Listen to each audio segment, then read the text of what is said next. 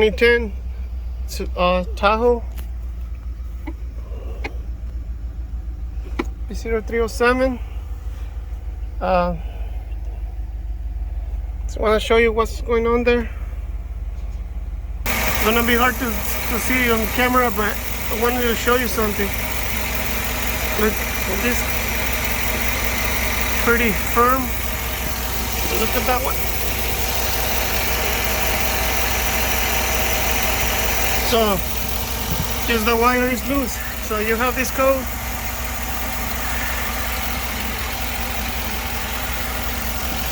You have this code. Look at that. It is firing, but the wire was out. So you have the coil. Check your wire. Here we can verify the fix.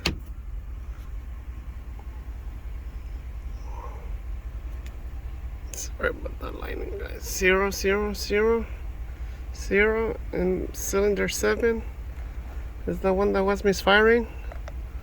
So it's good now. No more misfires.